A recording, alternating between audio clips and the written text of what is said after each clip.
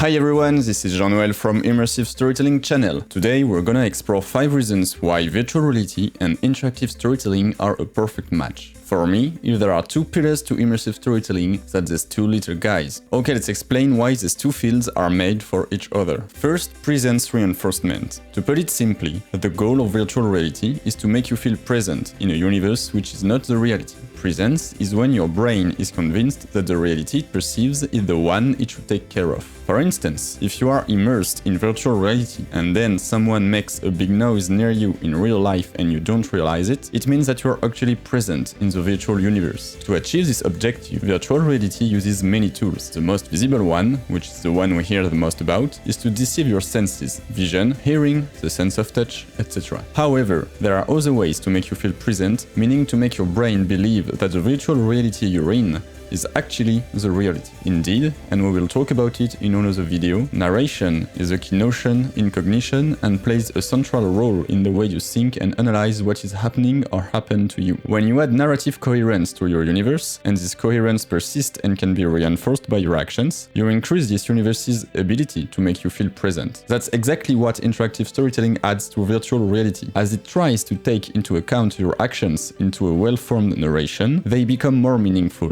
The perception-action loop is reinforced and therefore your sensation to be present too. The second point is about multi-user. One of the most exciting use cases of VR is multi-user experiences, meaning the sharing of the same virtual experience by multiple people. Amongst other things, it allows friends each at the other end of the world to meet as if they were never separated and spend a good time together. Interactive storytelling takes a close look at this multi-user problem. How to present a story, meaning information, to multiple people at the same time.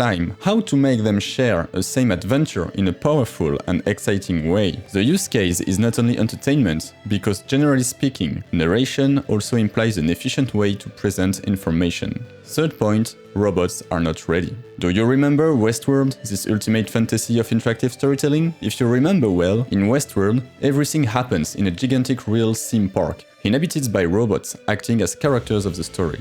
Yet, nowadays, we are at a stage where robots are far from being ready to take this kind of role with the quality level seen in the TV show. They cannot be used to create plausible and coherent characters able to perform all kinds of activities. Well, in virtual reality, it's now possible, thanks in particular to the advances in real-time 3D from the past several years. You can, today, in virtual reality, have visually coherent, engaging characters able, thanks to 3D animation, of many kinds of epic and touching actions that interactive storytelling could think of. Fourth point, infinite space for infinite stories. The main interest of interactive storytelling is to be able to generate and manage a lot of stories, reacting to players' actions. In Westworld again, we can see that one narrative tool often used is the size of the park, allowing to give a sense of exploration, discovery, and diversity that the park's writers will use. It's obviously a challenge in terms of space to occupy. It's first an economical challenge for the park's managers and stakeholders, but also a logistical problem. Space is not infinite, and the total amount of large enough usable areas for this kind of entertainment is finite too. Virtual reality allows to operate a theoretically infinite space in a far smaller real one. It allows writers to see in big in the interactive stories they create. And finally, staging. Interactive storytelling is interested in staging, meaning how to present a story to the users. Which character should talk, be in front, in the background, which place is the most impactful for an event to unfold. Solving all these questions is indeed extremely useful in virtual reality. Virtual reality relies a lot on multimodality. That is to say, the principle of presenting information in different ways, talking to different senses.